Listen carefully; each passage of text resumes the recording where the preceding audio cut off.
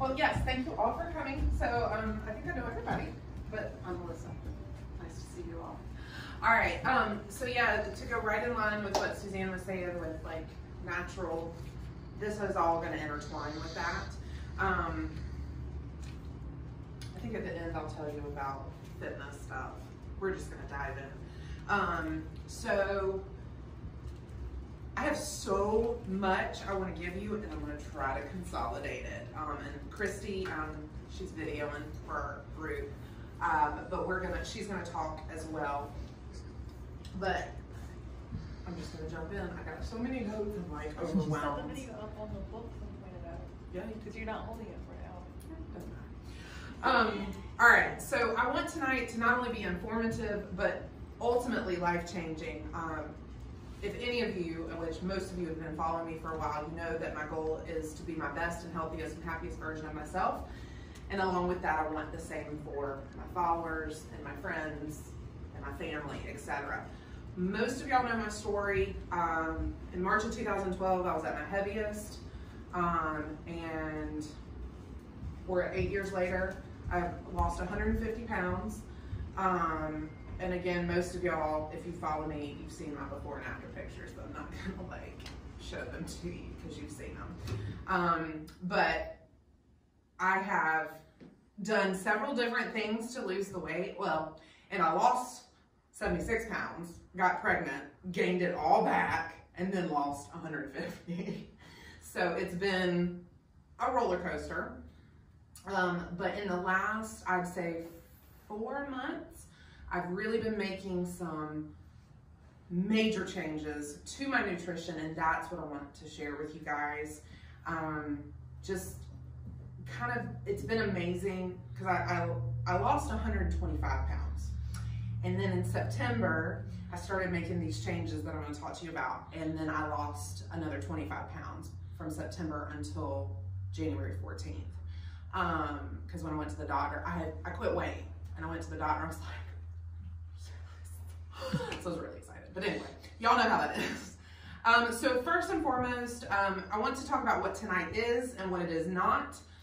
This is not a lecture on how to lose weight. It's not a lecture on how to drop a dress size or pant size, not a dress size. Those things, if you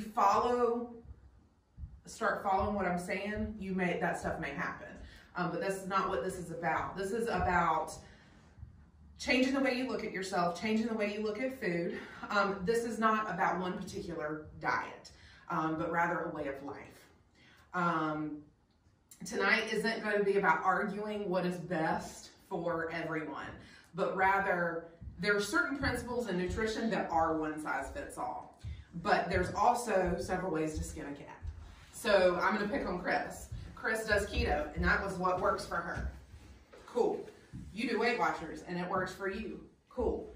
These principles can be applied to both ways of dieting.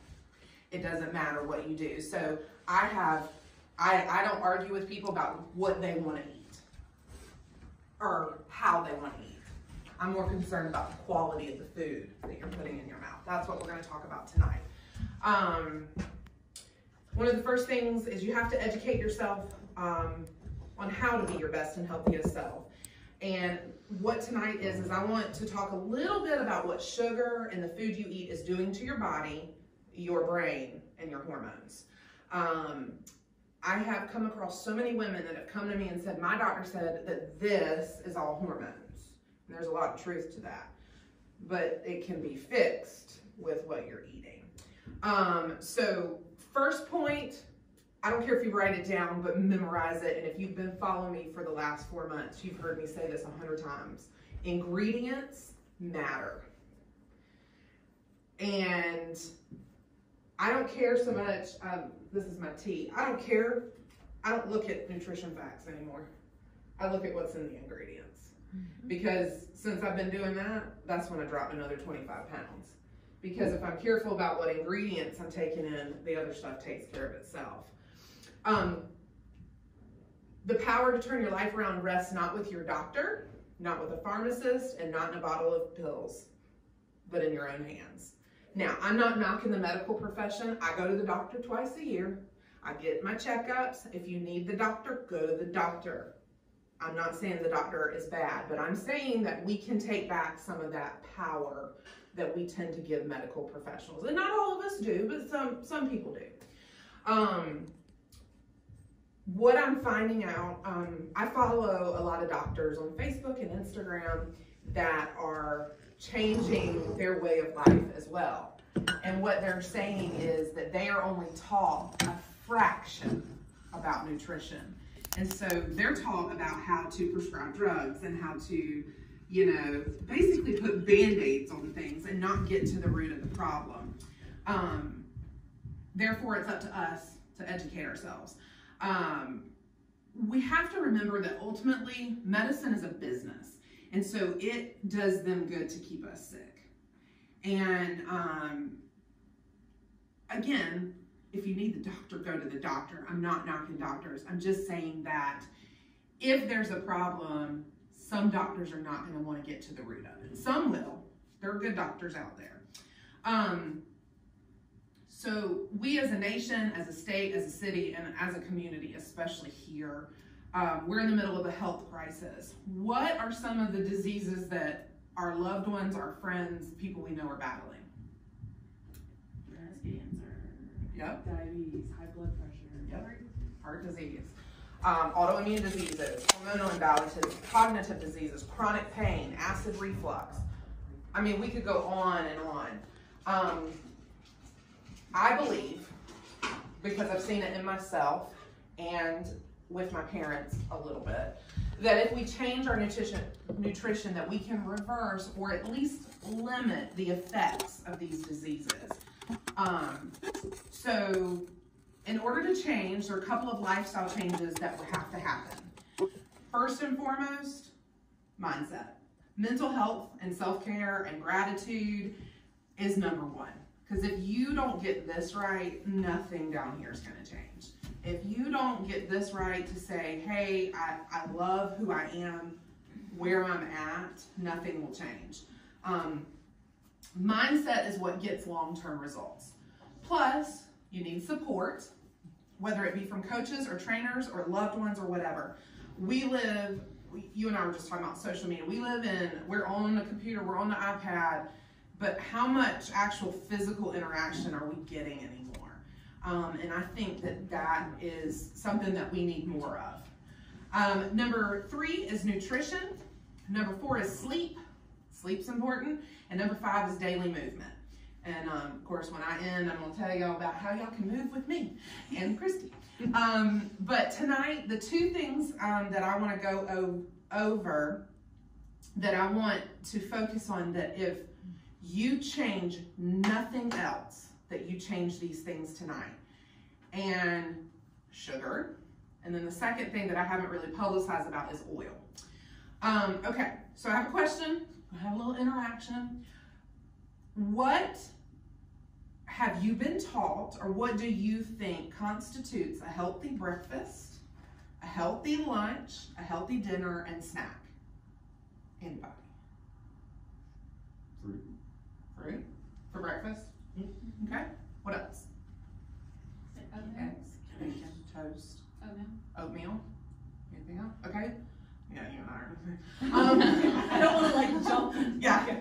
All right. What about lunch? Like, what have we been taught to pack for lunch when we go to work? Sandwich. Maybe some carrot sticks. Leftovers. Microwavable meals. Microwavable meals. Ooh, that's bad. What about like snacks? Almonds. Almonds. Okay. Anything else? Chips. Granola. Cheese. Granola. And then what about dinner? What do you want to have for dinner? Steak. Yeah. That's what I'm going Everything. Everything. Okay. So what I think is so interesting is recently I heard, I just don't understand, and again, I don't want to knock things, because one school of thought is eat less, move more. And I was in that school of thought for a long time. And there's a certain amount of truth to that. But I talked to someone, I don't understand why I'm not losing weight. All I eat is oatmeal and fruit and juice and a sandwich and all this. And I'm going, oh my God, how much sugar are you taking in? So what I said here is most likely the answers that are going to come in will be things that are low in fat and high in sugar. Because here's the thing about low fat. They pull the fat out and they don't taste so good.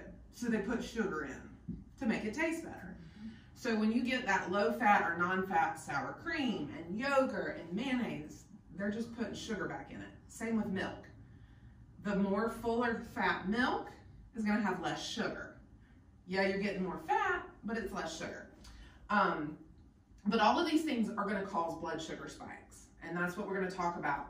And also all these things, especially like your microwavable meals, your oatmeal, are full of oils that are not good for your body. And I'm at the end, I've got a couple of handouts I'm going to get you of good fats versus bad fats, because y'all might be surprised at how we've been raised to cook certain things. It's not so toxic to our bodies. All right, so when do blood sugar spikes occur? So when we eat, say, oatmeal with blueberries or apples, our blood sugar spikes because it's full of carbs, and carbs equal sugar. And basically that's what happens. You eat the carbs and it converts to sugar. So our blood sugar spikes, we get a little bit of a high, and then it drops. And then within an hour, hour and a half, we're hungry because it doesn't satiate us. So blood sugar spikes occur when your blood sugar rises and then falls sharply after you eat. In the short term, it can cause, you'll be lethargic and hungry.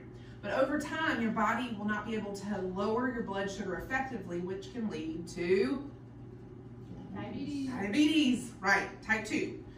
Chris is going to talk a little bit about type 1 because it's completely different. When you have a blood sugar spike, your pancreas, wherever it is, where's your pancreas? My little nursing student. Yep. Okay. Somewhere here. So what it does is it releases a hormone called insulin. Yes. Insulin works to lower the blood sugar into an optimal range. Will you stop? This process takes time. If you are eating a high sugar diet or eating and doing things that spike your blood sugar, your pancreas becomes overworked and is no longer able to release enough insulin to repair the damage you're doing to your body. The pancreas eventually slows down or stops working altogether, and at that point you become a diabetic and will need drugs from the doctor to control your blood sugar. It could even become bad enough that they'll have to give you outside insulin to get things under control. So, I was watching a show today, and it was, they brought a nutritionist in to help this girl that was trying to lose weight. And she's like, "What is this chocolate syrup?" I was like, poor girl. She's like, "It's for my chocolate milk." And she said, "Look at the back of this. 1 tablespoon of chocolate syrup has 12 grams of sugar. That is 4 packets of sugar in 1 tablespoon of chocolate syrup." And I was like, holy cow, that is a lot. So then I was like, wonder what we're supposed to have in a day.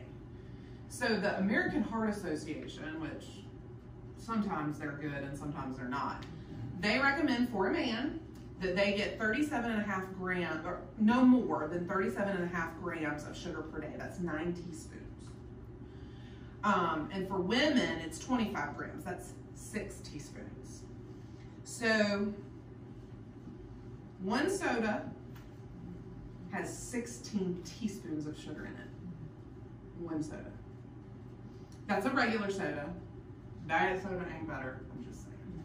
But 1 soda per month for 28 days is equivalent of 455 teaspoons of sugar. That's 4 pounds of sugar.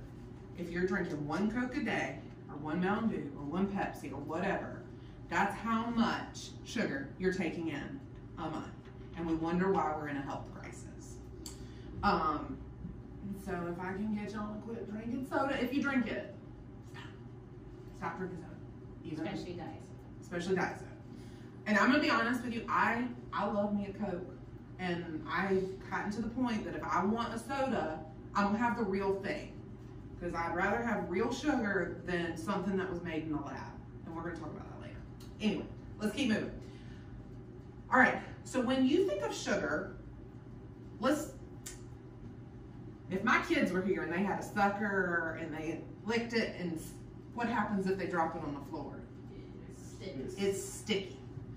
So you want to think of sugar gumming things up. It gums everything up inside, and that it's slowing processes down. So what can chronically high blood sugar ultimately do? Yes, it can cause diabetes. So I want you to imagine a 90-year-old woman who looks great on the outside, but her brain is ridden with Alzheimer's. Her daughter tells stories about how her mom was always sneaking a sugary treat while she was growing up. Did you know that high blood sugar is perhaps the best known offender when it comes to your ability to think, learn, and remember? It also attributes to developing stroke and dementia, including Alzheimer's. Eating more sugar doubles your risk of cognitive impairment. So whether you're here for yourself or a loved one, like especially our older parents, get them to stop eating sugar. Like, get them to stop, because there's so much that affects our brain. They're saying that Alzheimer's and dementia is like a type 3 diabetes. They are. Yep. They're now saying that out there in the health world is because of all the research that they're putting in for Alzheimer's and how sugar has had such a big effect on it. It's like a type 3 diabetes. Yeah, for sure. Basically. So if you want to protect your brain, say no to sugar. So what I want to talk about is lay out a framework for you to go home and know what a more healthy version of a breakfast, lunch, and dinner, and even snack is going to look like. But more than anything, what I want you to walk away tonight, if you want to change anything when you leave here tonight, is I want you to step away from sugar and vegetable oils. And there's 6 oils that are on the top of my list. And as Southerners, we're going to be like, what? There's the 3 S's and the 3 C's. And one of the S's, oh, my granddaddy would spank my bottom. And that's soybean oil, because my granddaddy was a soybean farmer. Safflower oil and sunflower oil, highly toxic. Canola oil, corn oil, and cottonseed oil, highly toxic. When you think of oils, okay, let's think about olive oil. If I gave you an olive and you squished it, it gives off an oil, so it's naturally oily. Who's touched a soybean straight out of the field? They're hard. You have to take a hammer to them. So what kind of process do they have to put corn and soybeans and all these things through to make oil? It can't, it's a chemical process, so it can't be good. So running back to sugar. So early intervention is now recommended in the pre-diabetic phase. So if you've been to your doctor and been told you're predisposed to diabetes or you're pre-diabetic, they're wanting to start early intervention. So I'm so dumb. I meant to bring my little blood sugar kit. Do you guys know what your little blood glucose monitors look like? Yeah, super cheap. And I honestly, I don't even care if you're not predisposed to it, or I would recommend you grab one and start testing yourself. I have one at home. I meant to bring it. Because my question is, do you know what your blood sugar is? And do you know what the range of your blood sugar should be? And do you know what it should be? Does anybody know the ranges? Would I help I know you know, but you're going to school. You don't count. Actually, All right. doing an A1C would be better. A1C is absolutely better. But they do that, what, every 3 to 4 months. Every 3 months, but it gives you the last 3 months Yes. of a range. Of a Like, range. it tells you what you've been at. You can get those kits at like CVS. You can get those A1C? kits. Yes, you can. Huh. You can get them at Walmart. Excuse me. You can get them at CVS, Walgreens, because I was going to get my son one, just to check how he was at that time. But you can get an A1C kit at like any of those. I was going to press their sign and feel like $30 and have her do it. Yeah. So I wanted to bring my kit to show you how to test, because it's easy. You put the little needle and you pick your finger and you put the blood in it, and then beep, beep, beep, and then it tells you what your blood sugar is. So they are most concerned with fasting blood glucose levels. They want to know how your body is responding after you have fasted. So optimal is when you prick your finger, put it in, put the blood on the little stick, and it beeps. Optimal fasting in the morning should be between 70 and 85. Okay? less than 100 is what doctors are considering normal. 100 to 125 doctors consider pre-diabetic. And over 125, they're saying you have type 2 diabetes. But from my standpoint, as your friend and your loved one, if you go out, and those blood glucose monitors, they're pretty cheap. It's the strips that are expensive and the needles that are expensive, but they'll last forever. My suggestion to you is to start testing. And if you are at 89 or over, you need to start treating yourself and your diet as if you're diabetic. Just go ahead and start treating it. Not with medicine, but with food. Catch it at that point. And this is where I want to talk to you about this particular book. This is the book that has changed my life. It's called Deep Nutrition. It's by Dr. Kate Shanahan and her husband, Luke Shanahan, who is also a doctor. And I started reading this book in September. It has completely changed my life. She is still a practicing, doctor. And if her clients come in and they test at 89, she puts them on a diabetic diet immediately. She doesn't put them on medicine. She puts them on a diabetic diet and gets those numbers under control. When her patients come in with high blood pressure, she tests their blood sugar. And then it doesn't matter what they're coming in for. She starts looking at what are the effects the sugar's having. If she has someone come in with chronic pain, she cuts her sugar. And it is amazing, even for myself, how much less pain I am in since I've cut my sugar, and how quickly I recover from, because I work out pretty hard, how quickly I'm recovering from my workouts.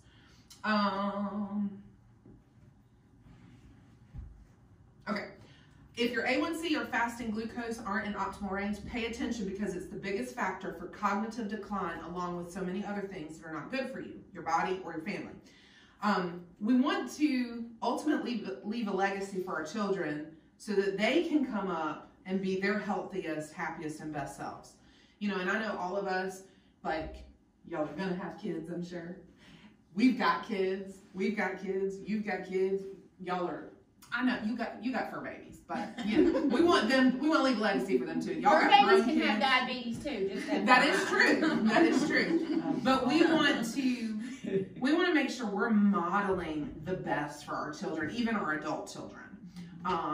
And that's what I'm seeing with my boys, is the healthier I am, the more they want to be healthy.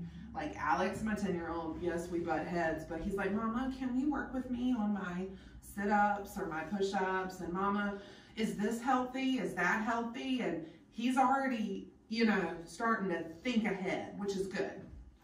All right. So the question is, I'm gonna get going here a little bit faster. Oh, Jesus. What can you do right now? Like, no matter what stage you're at, what can be done now? But I want to back up.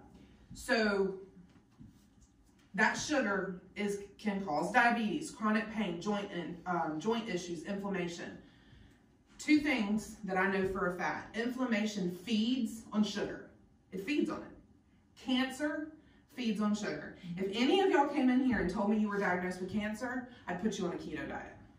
I would get you off of all carbs and all sugar to starve the cancer from what it feeds on, because it loves sugar and it makes it grow and multiply.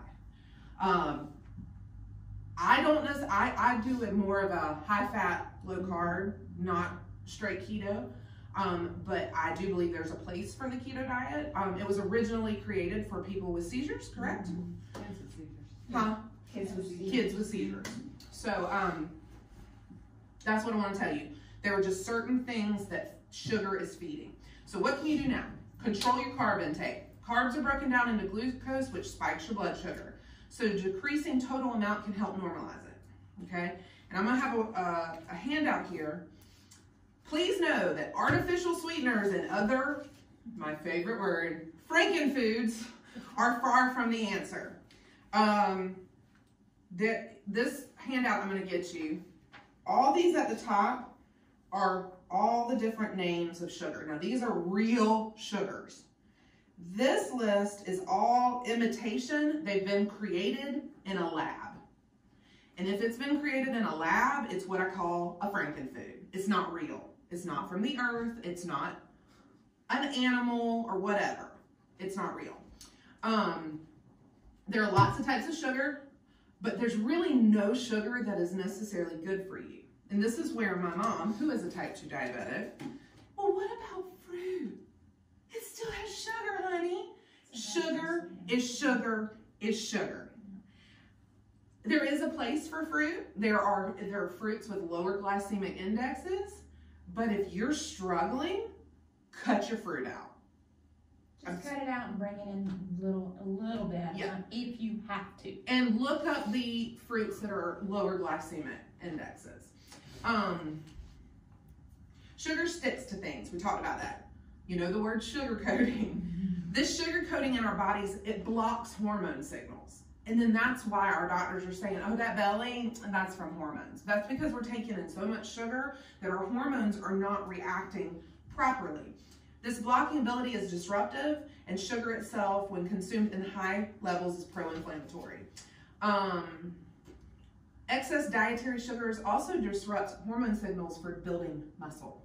So if you're like me, that you're trying to trim down and build muscle, if I'm taking in sugar, I'm in a vicious cycle. I'm not doing any good for my muscles. I'm not doing any good for myself.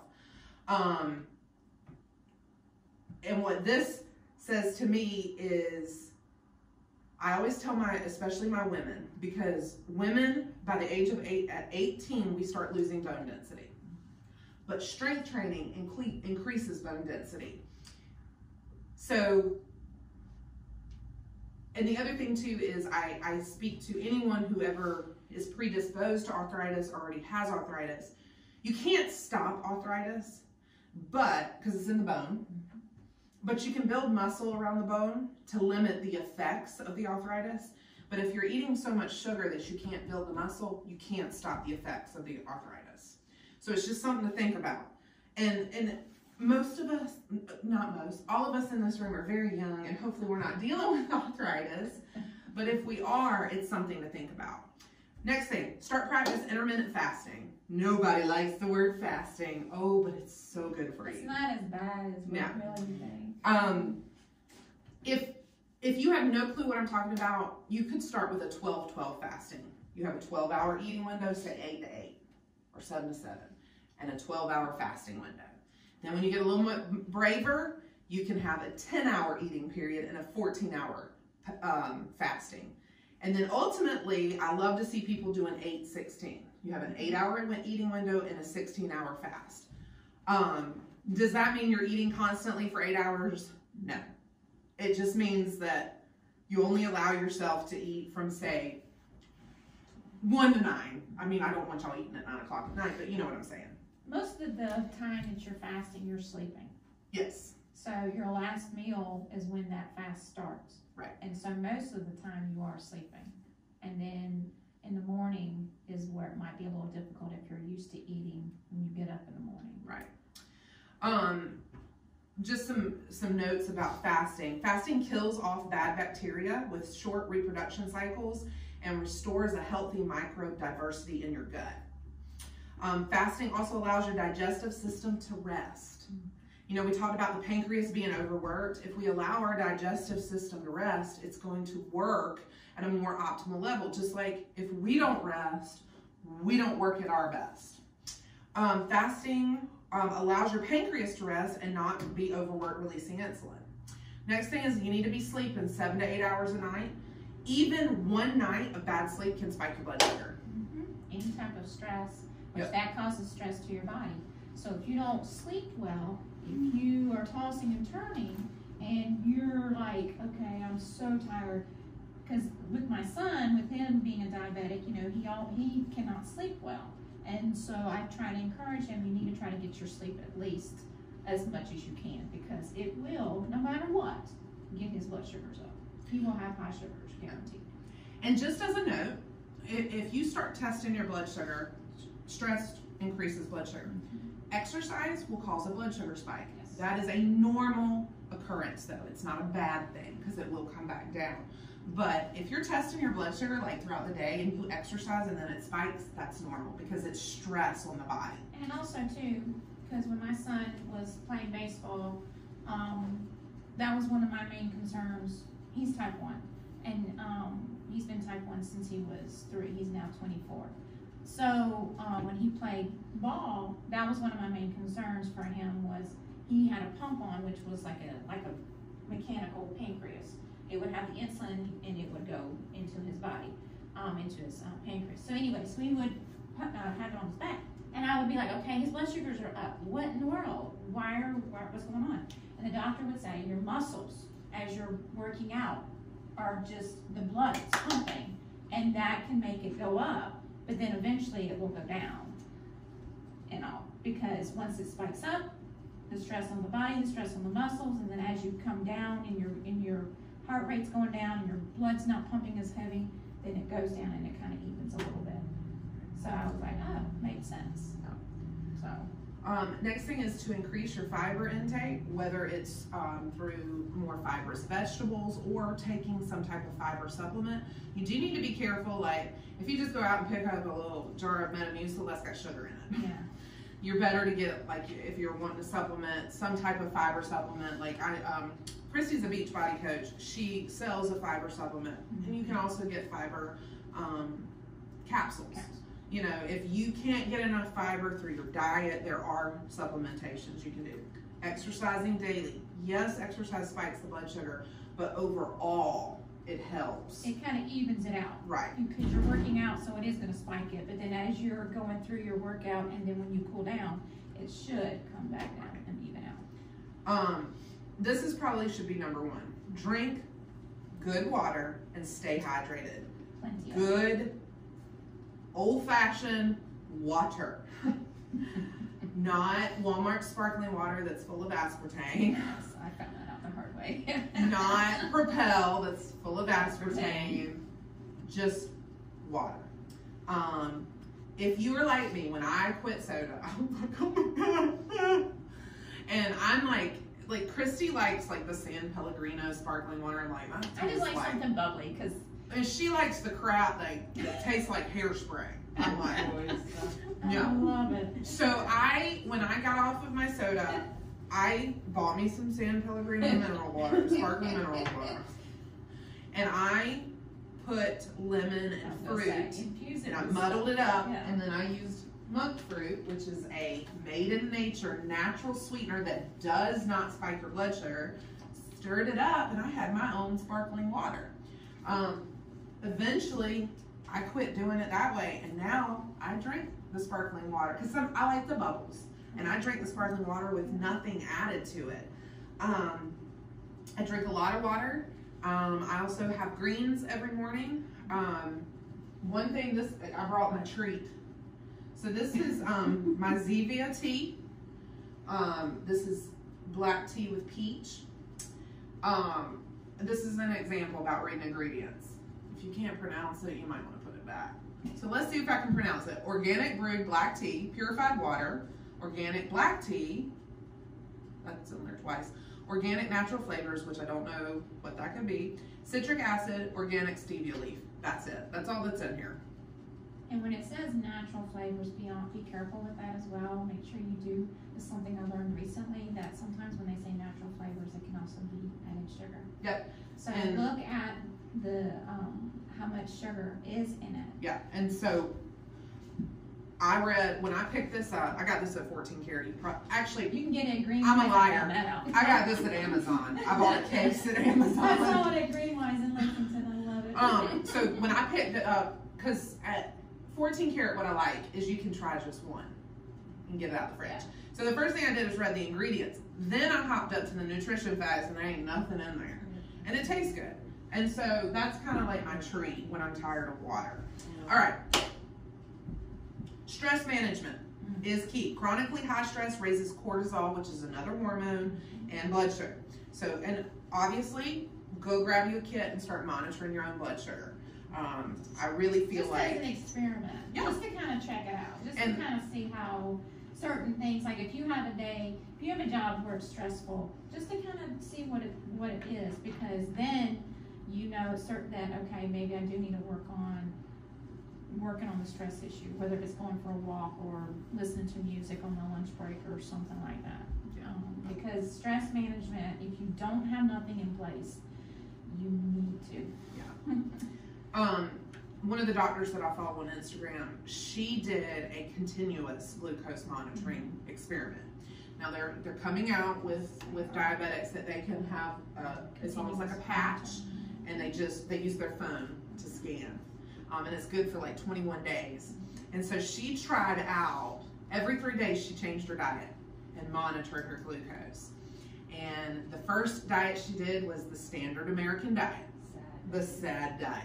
And her blood sugar was like this. Then she went from that to the low fat, low calorie diet. Her blood sugar was like this. And then she went from that to vegan for 3 days. And she's like, I hate being a vegan. And, but the vegan, she started to normalize, but it was still spiking a little bit. Then she went to high fat, low carb, and it was like this. Then she went to keto, and it was like this. And then she went to the carnivore, which, God, that's like nothing but meat and eggs. And it was like this. And then she fasted for 3 days, and it was like this. And I was like, the proof's in the pudding of, you know.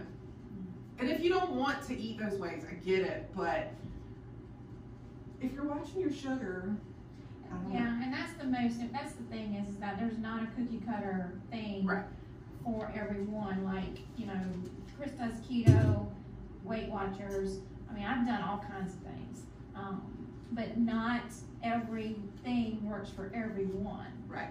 It's, you have to kind of figure out, and that's where it's so difficult with trying to get into a plan for you, is that you're kind of figuring out, well, what does work for me? And so kind of experimenting on things is what you're going to need to do. Okay, I'm going to kind of rush through what I have left so that Christy can have time, because I've talked way too much. I want to talk about breakfast. Breakfast is breaking your fast. Yeah. Okay, we've been taught our whole life, breakfast is the most important meal of the day. I think that's a bunch of hooey. That's just me. Well, it's proven that it's really not. Yeah. You don't, no. Breakfast can be at lunch. It can be at 9 o'clock in the morning. It could be mid-afternoon. We need to step away from the old notion that we must eat breakfast. Breakfast is simply the first meal that you eat to break your fast. It doesn't matter what time it is. When you break your fast, no matter how long you've been fasting, this is where I want to lay the framework for what I believe you should be eating that is best for your body. But when you break your fast, you should fuel your body with healthy fats, which I'm going to give you a list, protein, fiber, and greens. All right, so I'm going to say it again. Healthy fats, protein, fiber, and greens. Somebody give me an example of a healthy breakfast. Avocado. Yes. So what, okay, that'll be our healthy fat. What's our protein? Eggs. Okay, what's going to be our fiber? Spinach. Yeah, and that could be your greens too, or any fibrous vegetable. You know, like broccoli or you talking about spinach? That's another one. Or Well, you can also, I mean, if you're kale thing, or you can even, I do like greens, but if you're watching your like with Chris with keto and everything, you have to stay away from that. But I mean, you can also not completely. No, you need a lot of greens with keto. No, it's in grains. Oh, Grains. grains. Yeah. Not So, grains. An Grains. example that I just came to me Yeah, I about, like a fiber, is my favorite bread is Dave's Killer Seed bread. I love that stuff. Yes, I do. It is so good, and Okay. it's just, I mean, you find it anywhere, amazing. but I'm But, gonna yeah. tell you again that ingredients matter, and not all of Dave's You have to read stuff is the ingredients are good. The Huh? colorful bag. They've got a green one, they've got a Yes. yellow Yes. one. yeah. And they got a red one. I always get the green. I get the green. So that could be like your fiber. All right, so we did that. So what these 4 things do is they make the hormones happy, and they start sending the correct signals through your body for every cell in your body to respond correctly and do the right things for you. What I want you to understand is food is a language for your body. Food, when we put food in, it's sending signals for our cells to do certain things. So if we're putting crap in our body, it's sending signals to put crap out. I don't mean actual crap. I mean but the way your body responds to things. And this is my example. A couple of weeks ago, it was a Sunday night. I was horrible. I ate too much. I drank too much. It was bad. The next 4 days, I paid for it. I felt like crap. I drug at the gym. I drug at work. It took 4 days for my body to fully recover and eat perfectly to recover from one night of not really even binging, but just not eating the right things. So literally what goes in must come out. Here's a note, because I said I wanted to lay the framework for like what your day should look like. And I said breakfast, lunch, dinner, and snack. But I just want to leave you with a thought. Did you know that we weren't really created to snack and be constantly eating? We didn't used to. Think about our ancestors. They didn't used to eat 5 to 6 meals a day. They didn't always have access, or at least easy access, to food. So it's interesting to me that our ancestors, and I'm not talking like our grandparents, but I'm talking further back, they weren't dealing with diabetes and high blood pressure and heart disease because they were eating more natural and real foods. And they were eating the whole animal, not just picking nose to tail. They weren't just picking what they liked. And the animals they were eating, they raised. And they weren't raised horribly, you know. And I'm not going to get into any ethical conversations, but meat that's been grass-fed and grass-finished and all that, it tastes better to me. Yeah. I even did a taste test. I bought humanely raised bacon and then the regular bacon, and I cooked both, and I swear the humanely raised tastes better. Now my dad, if any of y'all know my daddy, he's like, they still slit their throat, Melissa. I'm like, okay, Dad, I know. But I just, you know, I want to know that they were given the right things to eat, not pumped full of antibiotics and hormones. Because when they're pumped full of it, and then I eat it, then I get pumped full of it. And those hormones and antibiotics are meant to make them big. So when we eat it, we wonder why we're big. It's just food for thought. Anyway, it seems like in a world we live in, we're better off now than we once were. But that's only because we are constantly streamed with new technology, new fixes that are simply covering the collapse of our health. So a couple of quick questions.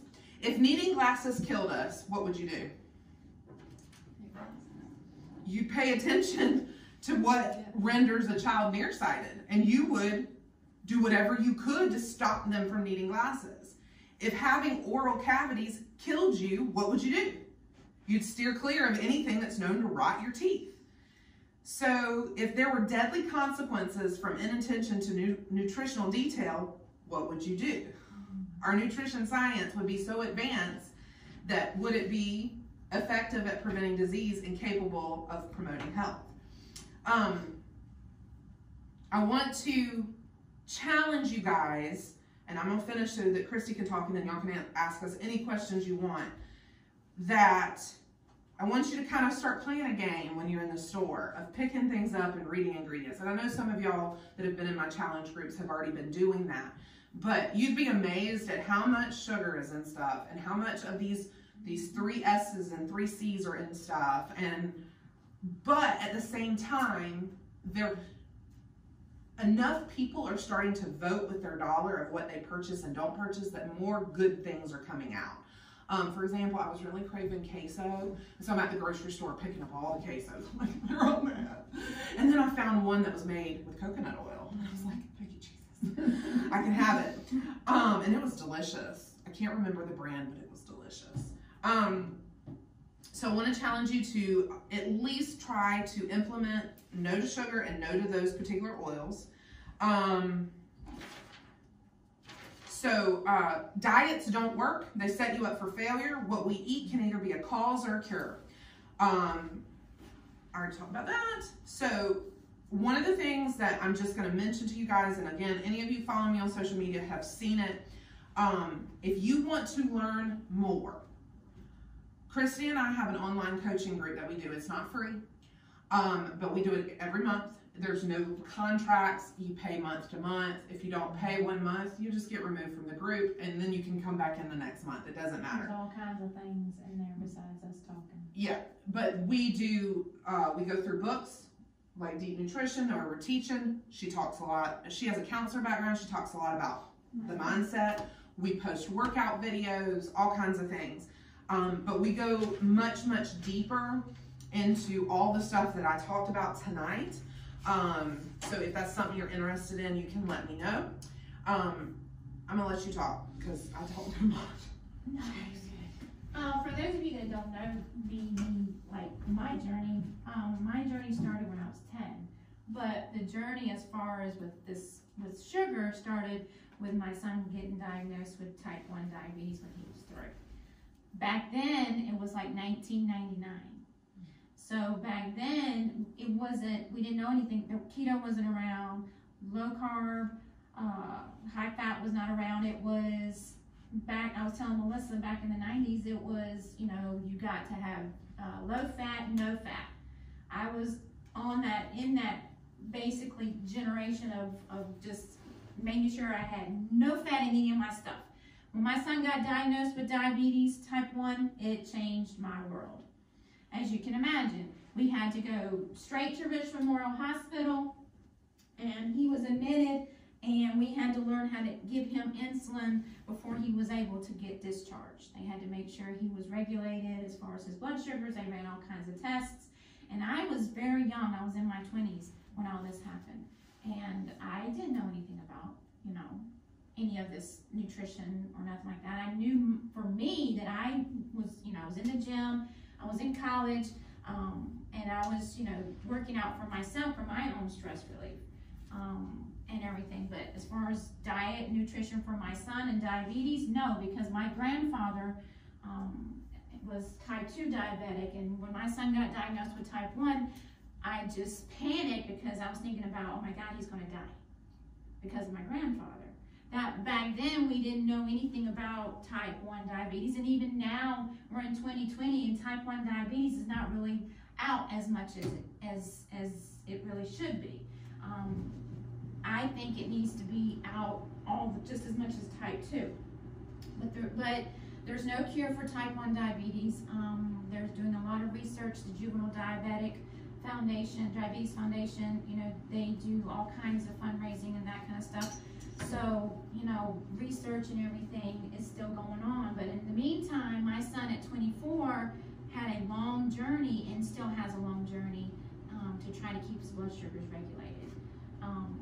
So what I had to learn very quickly is, well, what does he need to eat? What can he eat? What can he not eat? And I was told back then by his doctor, don't worry about what he eats. Eat whatever he wants. You just adjust the insulin to it. That's what we were told. And I was like, simple, but it wasn't. It was very difficult, and even now it still is difficult because there's still not one cookie cutter diet for him. He's doing something now that he's really working on, watching what he eats and that kind of stuff. But imagine raising a son, going through all that time, and then you got, puberty, high school, and then young adult. It's like, whew, like this, on making sure he takes his blood, gives himself his shots, checks his blood sugars as often as he can. But with him, his blood sugars were just wanting to be little boogers. They did not want to stay regulated. They wanted to just keep jumping up and down no matter what. His insulin, we talk about insulin. Insulin is a hormone, and if you get too much insulin in your body, you'll get bigger. He was like this big around when he got diagnosed with type 1 diabetes. Once he got placed on insulin, he gained a lot of weight, and it was very hard. It's like being on a steroid. It's very hard for him to lose it, and he had, even to now, he's been up and down with his weight, but and stress, going through high school, going through middle school, getting picked on for being a type 1 diabetic, being picked on for just being a little overweight. It made his blood sugars go crazy. So that's why I say, you know, stress, if you are in a stressful job or if you're in a stressful situation, look at what you're, I mean, just try it. Get one of those monitors and just see. But I can tell you, which is one of the main reasons why I got into counseling, was to help those kids who were dealing with stress not deal with it as much. Or how to deal with it. Or how to deal with it. Because with my son, it was very hard for him to learn how to deal with it. So, with blood sugars, with sugars in general, like I said, there's not a diet. You know, I asked when I went to his endocrinologist not too long ago, we were talking about keto, and I asked her about that, the dietitian that we were talking to at the time, and she was like, well, you know, it's not really good for him. And then we were talking about intermittent fasting, because technically he does do that. He's not a breakfast eater. He doesn't get up and eat breakfast first thing in the morning. He just gets up and he goes straight to work. Well, she was like, well, you need to have something, because you need to make sure your blood sugars are like this. He would write down his blood sugars every single day, give her the sheet and everything like that, and it would still kind of be up, and then it would go down, but not down good and, you know, low enough, or it would go too low. So that's why I say not one diet is for everybody. You have to basically pick what you feel is good for you. For my son, being a type 1, you know, he technically he could try to do keto. We talked about low carb and everything, and he's like me. He's not much of a sweet eater. He doesn't care for cake. He doesn't like ice cream. You know, so when we had birthdays for him, birthday parties, I'd get cake, but it would be for everybody else. He wouldn't even touch it. Ice cream, no, he wouldn't touch it. He and I are like one. We like chips. We like bread. We like pasta. We like rice. We like fried stuff every now and then. That's his crutch. And so that's where he, you know, kind of works on things. But he loves salads. When he was little, he would eat broccoli raw. We go to a salad bar, he'd eat a salad, no problem. Even now, he loves it. So it's frustrating when you're dealing with blood sugars. It's frustrating when you can't really pick something that, or get into a group that fits, because life throws curveballs. You can have your blood sugars good, you can have your sugar good, and then something happens, a divorce, a separation, a loss. Poof, right there. It doesn't just devastate your world, but it makes those sugars go crazy. I would have to constantly talk to him down off that, like up here, because he would just deal with stress so much with work and relationships and life. And he's just 24, but still, everything is a crisis. And so I would really, like, the first thing I would ask him, how's your blood sugar? How's you doing? How's that going? And he would say, it's okay, Mom, it's up here, it's down there, and that kind of thing. I'm trying this new diet, and it's really frustrating. And so we'll talk about it. So for y'all, I mean, for me, let me just kind of go to me, as far as sugar. I was telling Melissa, and I've talked to her about this for a while, I've cut down on my sugars. And the reason I've cut down on my sugars is just history, family history. We have diabetes, obviously, but my mom is also Parkinson's. She has Parkinson's. You know, we have heart problems in our family. We have osteoporosis in our family. A lot of things that I have history-wise in my family, and it usually happens as we get older. My mom had a hysterectomy when she was 40. I'm 46. So I've kind of changed that pattern of what my, you know, grandparents, my mom, and you know, everybody in my family usually around this time would have those health issues.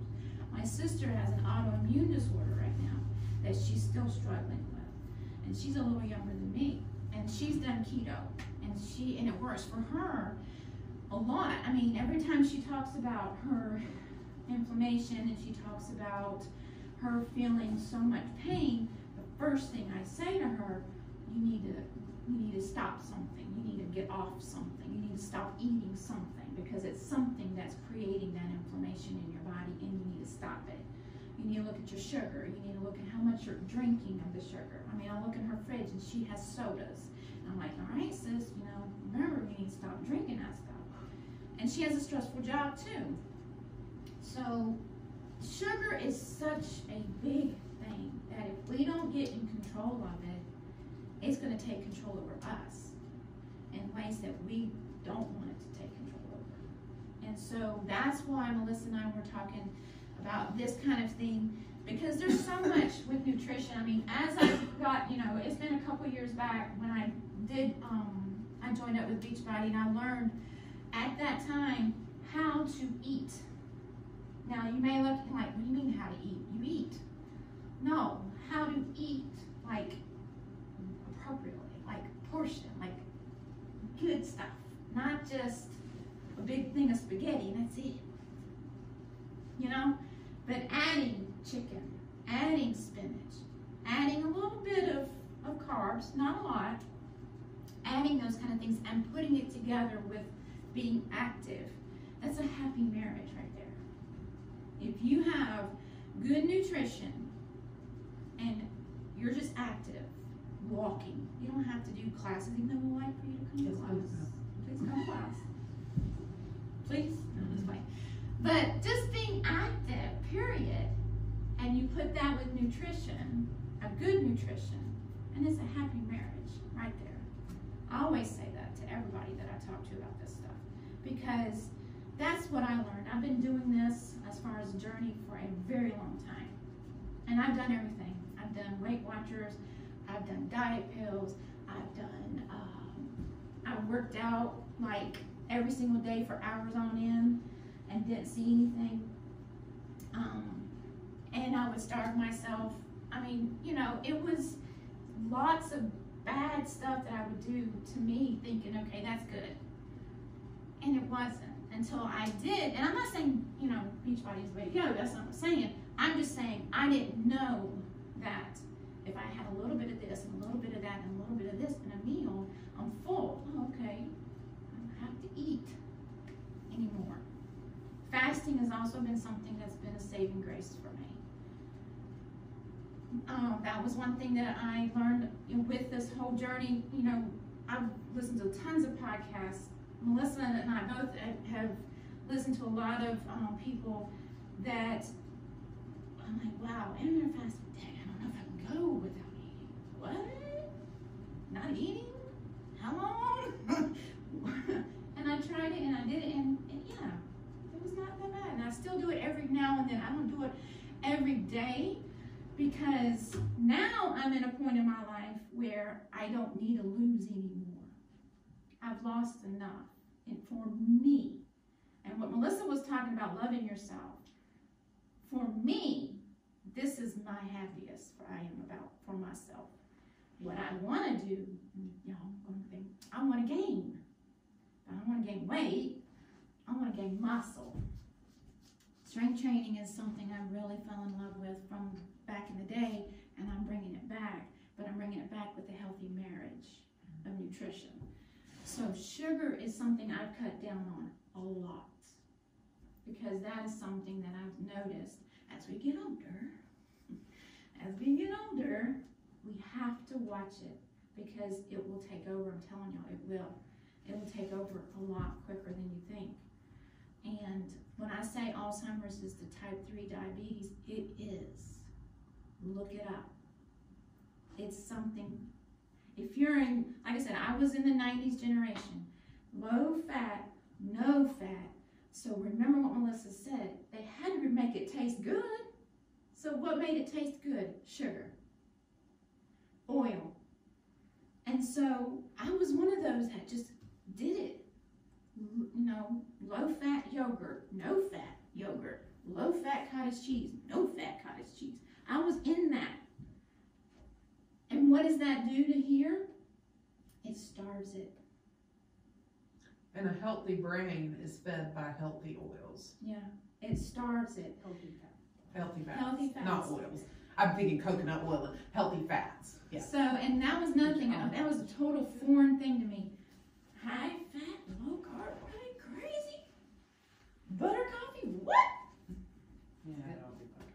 Girl, that's like that's been my, yeah. Oh, that's a whole nother. That's a whole nother. Well, that's so good. But anyway, so that's what brought me to sugar. As far as like to hear with Melissa is, it's before my son, but my son is what pushed me to go even further.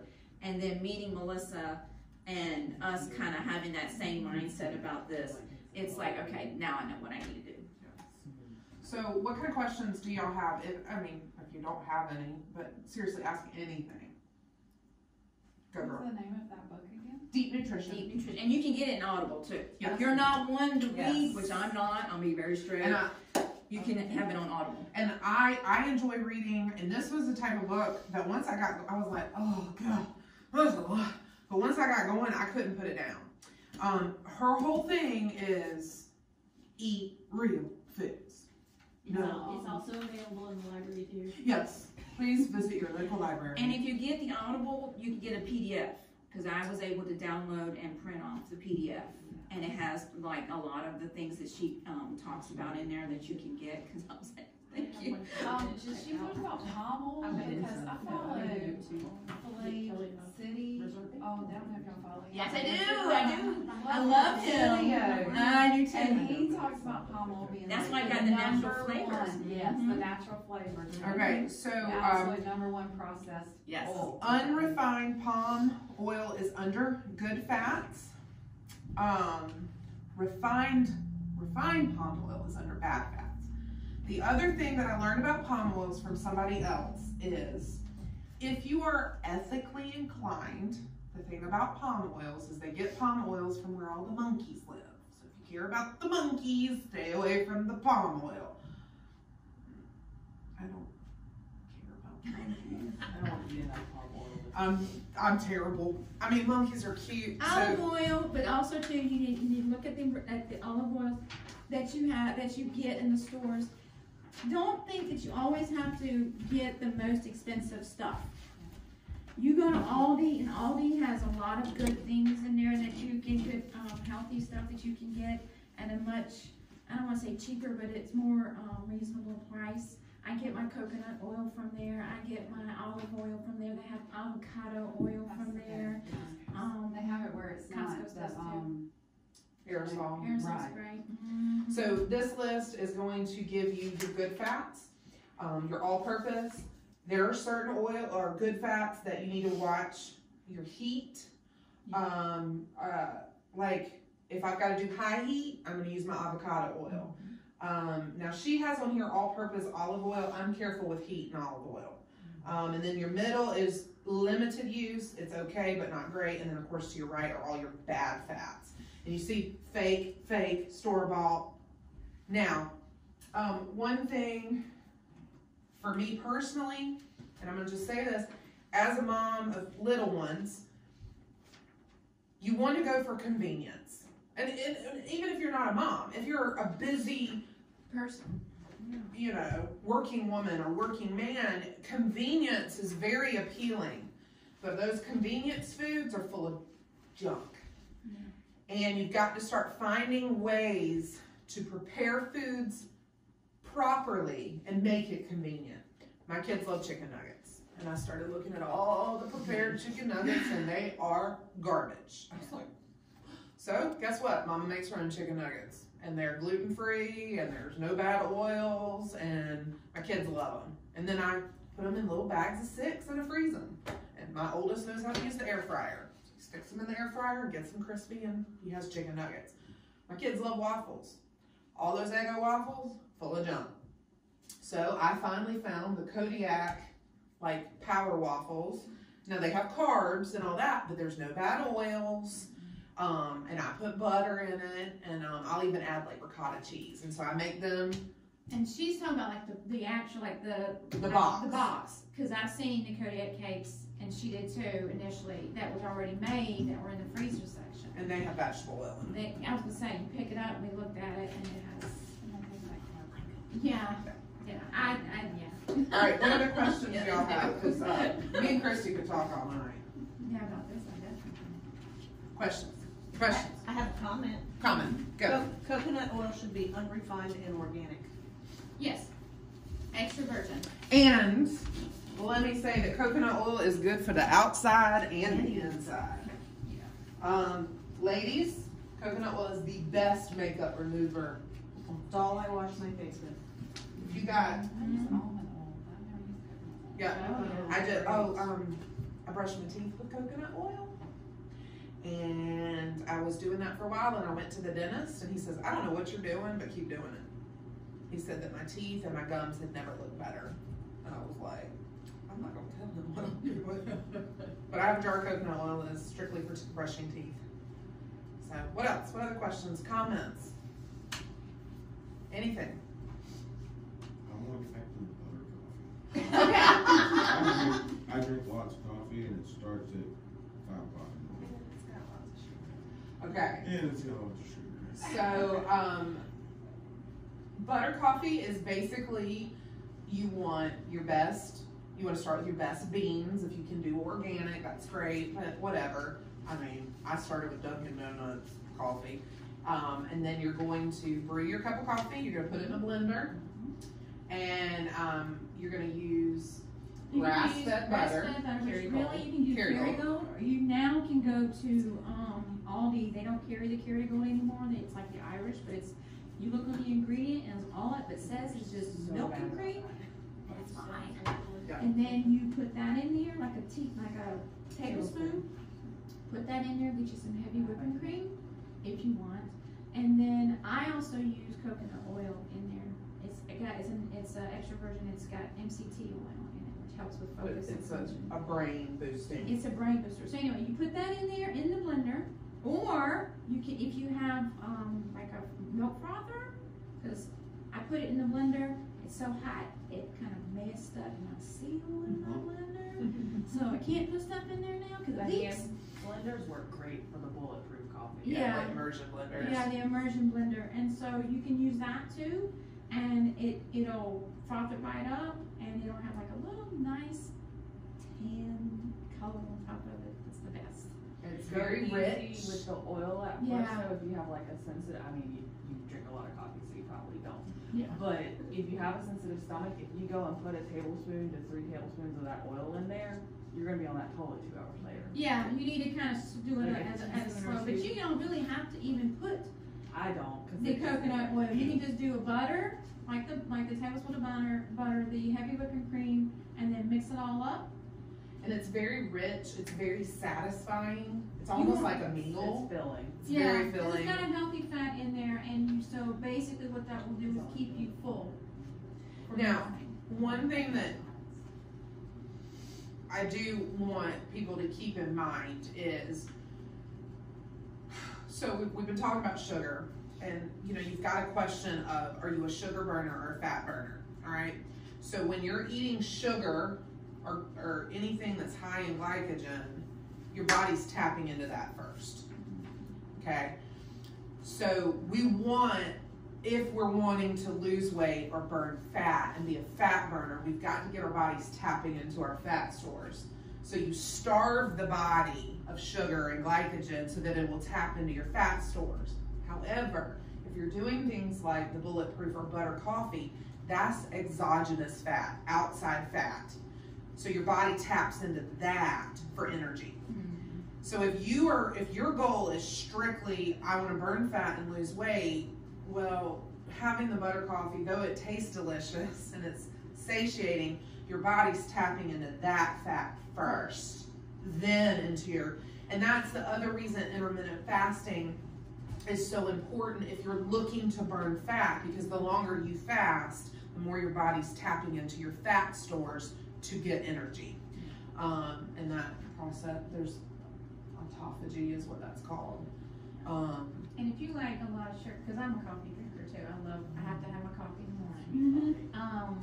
So if, for sugar wise, because what I started doing is, and you just have to wean yourself off just cause I wouldn't go cold turkey, that's just my opinion. I'm just saying, because you want people at work to like it. So, I just would not go cold turkey. But just do a little at a time, and what kind of sugar? Is it just, like old fashioned sugar? Plain old sugar. So what I would, and I don't know, this is just me, I could be wrong, but I would try maybe going off, just weaning it to where it's not all that, and maybe do stevia, or stevia, not stevia. Oh, don't do stevia. Or even maybe try I love honey. stevia too, like my mom grows it. Yeah. That is That the too. monk fruit. It's the way to go. I know it's still sugar, but I do the California raw sugar. Mm-hmm. It's brown, but I tend to use less of it because it's raw. And And it the tastes white like sugar is just, because it's way too much of actually it. raw Yeah. sugar, yes. It's But if you let it sit in your coffee for a little bit, California. and I think as it's you're called drinking it, California you're or drinking it, Florida you Gold start Raw. tasting it. They So sell it maybe at even Walmart. try, like, It's like honey, Yeah. something like that. comes in a bag. But It's I do agree with what she's saying. But it also comes in. The like thing about sugar, plastic bottles. sugar is more addictive than cocaine. Yeah. They did studies on rats. They gave this group of rats cocaine and this group of rats sugar. These kept going back for the sugar.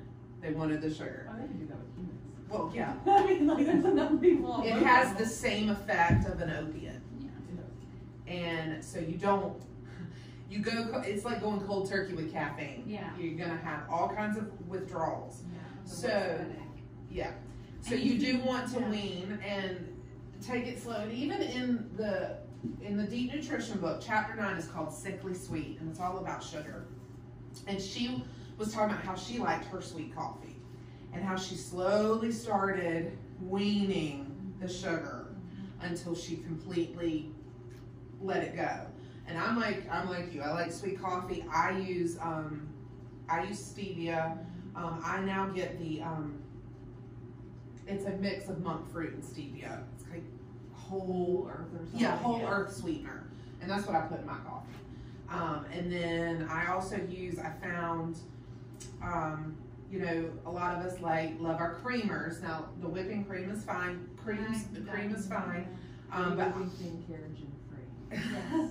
but I like the flavored creamers. Well, I finally found some almond milk that has flavor to it that doesn't have bad junk in it.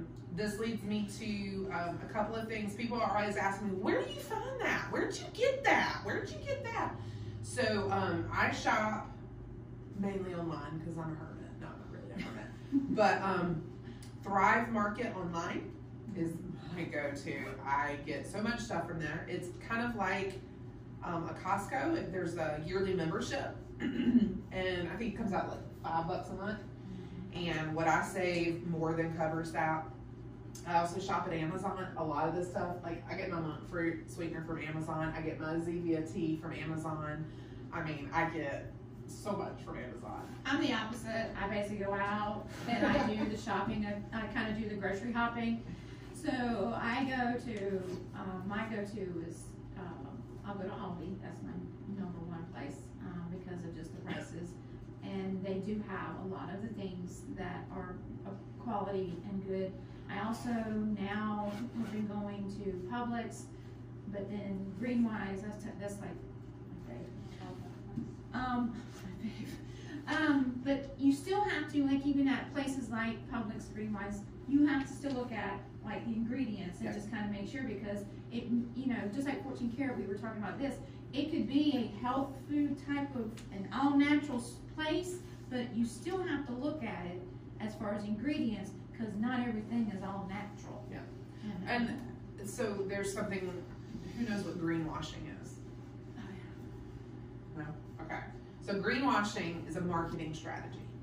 These companies they have whole marketing departments just to get you to buy their stuff.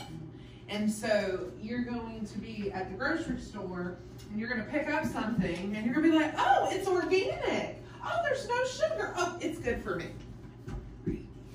Turn it around and make sure, because anything can be organic. It just means it wasn't sprayed with pesticides. There's a certain amount of time to process it. Right. Right, yeah. And it can say, like, for example, this is like non-GMO, USDA organic, fair trade certified. Now, again, I have already checked the ingredients, but they're gonna put all the pretty stuff that they know is gonna catch your eye, but there still may be like organic expeller pressed sunflower oil. Okay, I don't care that it's organic, it's still bad for you, you know? So that's what greenwashing is eye-catching, it has all the right words, but it may not be good. You know, and there's certain things, and I should have started with this. I am not 100% perfect, ever. For example, one of the doctors I follow, make sure your cans are non-BPA lined. I don't do that. I get what I want, you know, but these are things that a lot of times you'll see, oh, non-BPA lined, it must be good. And there could be junk in there. So that's what greenwashing is. It's basically a marketing strategy to get people to pick things up. And another thing that's working that I brought to Melissa's attention one time is that when you go in a grocery store, kind of pay attention to where things are in the aisle. Where would you find the healthiest things on an aisle? It's not here. It's either here or here. Now, Publix, I have found is a little bit better. You know, they don't do that as much. But, you know, I like going into 14 karat just to look around. It's very expensive. But I was like, oh, look at this. This will be great for my kids. And I pick it up and I read the ingredients. And I'm like, oh, never mind. So you have to be very careful. Going back to talking about the Dave's Killer Sea bread, I get the one with the green stripe. And there was one day I went into Food Lion and I had been craving bagels. And I'm like, oh, he makes bagels. So I started picking them up and every single one of them had canola oil in them. And I was like, just because one product from one brand is good does not make it all equal. I think Clay City did a video on that. He did. Yeah, that not all of his that bread was the best. Right. Yeah. Some things too that she gets into is the benefits of different things like sprouted bread, which is usually going to be found in the freezer or refrigerator. It's very good for you. Things that are fermented are very good for you. Yes. Anyway, I mean, I could talk all the time. But with the sugar thing, I mean, is something that we wanted to bring up tonight specifically because that's something that it's a start. Yeah. It's something that you can start with as far as, you know, kind of just looking at, and if you kind of wonder, like, okay, well, I don't eat that much sugar stuff. I don't know. Write it down. Yeah. Write how much, or write what you eat. Do like a day. And just write how much, what you ate that day, or just give it a couple of days. And then go back and look at it. And just see. You'll be very surprised on what you ate, and even go back to see the nutrition part, if you can, on how much was in that, if you can. You'll be very surprised. And just going back to my personal story, so when I started all this, like I said, I had lost 125 pounds. I had quit weighing. If you weigh every day or once a week or once a month, I don't knock that. It's just that for me, it was becoming not a good place. I started off, I was weighing like 5 and 6 times a day. Like I was in a real bad place. So I slowly, my husband was like, if you don't get off that scale, I'm gonna throw it away. And I'm like, okay. So I finally got to the place where I'm like, I'm happy with where I'm at, screw the scale. I'm gonna watch how my clothes fit and how I feel. And so like I said, I started this in September and I started feeling better. I've started running again and my knees don't hurt and I'm running faster. I'm lifting heavier than I've ever lifted. I had a pair of pants given to me that I could not, I mean, it was like this far apart. And I think in November I couldn't breathe, but I was able to button and zip them. But I immediately had to take them off. I mean, don't get it twisted. They still don't fit, but I buttoned them. You know, so all I changed was watching my ingredients. Now, I still intermittent fast, but I just started eating better quality food. That's And all I did. that's something, I mean, I can't express just how important nutrition is because I've come so far as just seeing, like when she was talking about being obsessed with the scale, I was the same way when I was going to the gym every single day, all hours of the day. I would do weight training, I would do classes, thinking, okay, I'm gonna get this, but I was not eating well. And even when I was eating well, I wasn't eating enough of it. Because you can go that opposite direction, where you're eating quality stuff, but if you're not eating enough of it, your body's gonna starve. And then you go the opposite way. Your body holds on to And then your everything. body holds on to everything, and you're not losing anything. And then you get frustrated. And then you throw in the towel and say, to heck with this, I'm not gonna do this anymore, I'm gonna go back. This ain't working. So, nutrition is definitely something that if you have it that fits your lifestyle, that fits you, and then you put it with moving, it is, you will see so much with that, not just physically. You'll feel better, you'll think clearer, it's just all the way around a lot better for you. Y'all have any other questions? Do y'all feel like this was informative, or was I preaching to the choir like I knew all that? Was it good? Good?